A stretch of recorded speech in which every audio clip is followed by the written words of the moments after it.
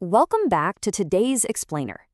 It is July 22nd, 2026, and honestly, we've got a wildly chaotic news day to unpack for you. We're looking at everything from massive geopolitical flashpoints to trillion-dollar tech pivots. We have a ton of ground to cover today, so let's just dive right in. 11. It's a small number, but right now it carries massive weight. That is the number of consecutive nights we've seen U.S. airstrikes hitting Iranian cities, as this conflict escalates at a pace that is, frankly, hard to keep up with. And as you'd expect, that rapid escalation brings a really grim human toll.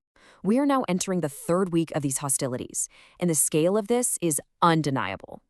Since the fighting resumed last month, 17 American service members and more than 50 Iranians have been killed. So you might be wondering what's happening on the diplomatic front to stop this. Well, not much.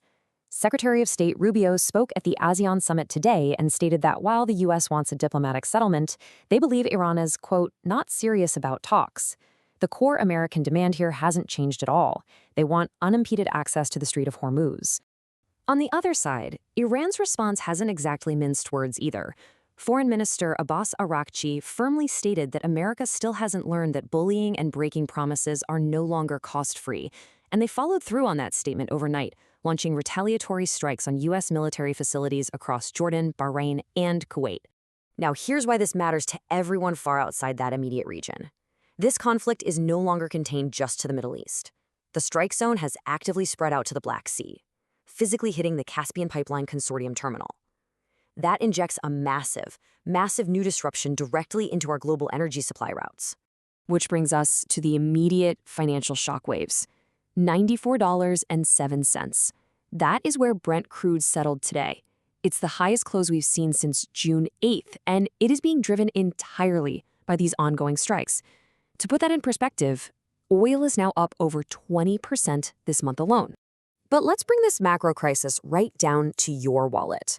The national average for a gallon of gas is edging up toward $4.10 today, and analysts are issuing a pretty stark warning here.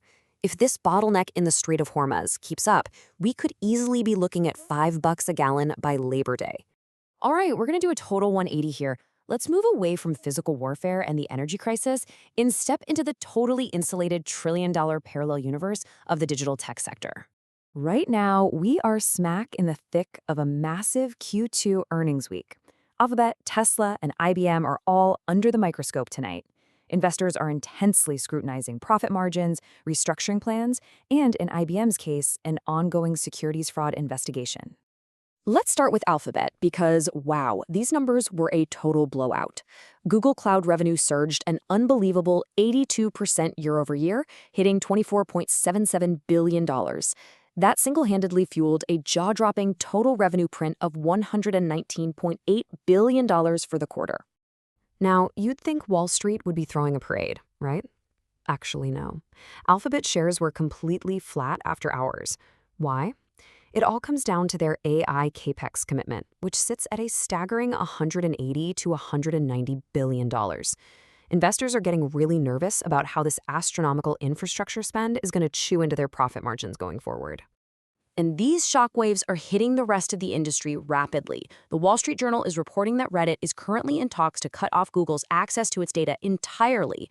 Meanwhile, Amazon is literally laying off employees in its AGI division to refocus their efforts, and Intel is bracing for a massive restructuring under their brand new CEO, Lip-Bu Tan. It's a complete reshuffling of the deck. Okay, we've got a little bit of time left, so let's shift into high gear and catch you up on the rest of the world's news. First up is Mother Nature. We're tracking the path of Tropical Storm Bertha, which made landfall in Louisiana today with 45-mile-per-hour winds. Now, the immediate damage was pretty limited, but the remnants of the storm are expected to drift back out and reform over the warm Gulf water. That is going to bring serious flash flooding risks to the Texas Hill Country and Corpus Christi by Friday, so stay safe if you're in that area. Finally, let's blitz through the end-of-the-day rundown. Over in sports, FIFA officially slapped Argentina's Leandro Paredes and Enzo Fernandez with multi-game suspensions, while in Madrid, a literal million fans hit the streets to celebrate Spain's World Cup title. In entertainment, a federal judge just set an August 4th antitrust hearing for the massive Paramount-Warner Brothers merger. And in a totally historic move for the space sector, SpaceX announced its first-ever public earnings call, marking a whole new era for the rocket giant. Which leaves us with a pretty massive question to chew on. When we step back and look at these compounding global pressures today, we've got a very real looming energy crisis driven by serious geopolitical conflict on one hand, perfectly contrasted against these high-stakes trillion-dollar AI bets on the other. How is this going to shape the rest of our summer? And more importantly, what breaks first? Thanks for joining today's Explainer, guys. Keep questioning the data, and I see you next time.